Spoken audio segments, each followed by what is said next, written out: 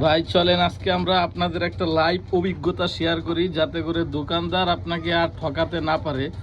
সেইটা হইলো, এক দোকানদার কলিজা বিক্রি করছে 500 টাকা কেজি।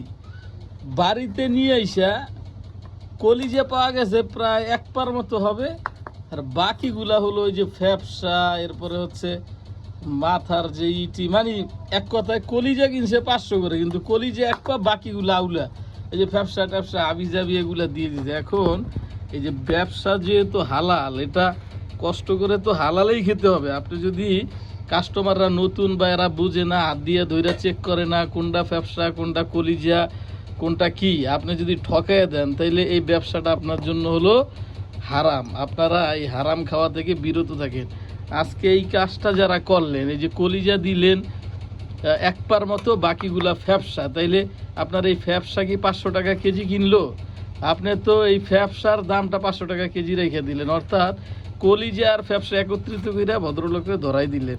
সুতরাং এই সমস্ত হারাম খেয়ে এরপরে পোলাপান রে মানে মানুষ করা যায় না। এরা সবসময় উল্টা উল্টা হয়, গাঁজাখোর নেশাখোর। মানুষে যেমন হারামভাবে টাকা মাইরা দেবেন, আপনার টাকা আবার দেখা গেছে যে ওইভাবে নষ্ট হবে। সুতরাং যারা বিজনেস করবেন এইভাবে সচেতনতার সাথে করবেন। মালিকরে লাভ খাওয়ানোর জন্য বা নিজে লাভ খাওয়ার জন্য গ্রাহকদেরকে ঠকাবেন না।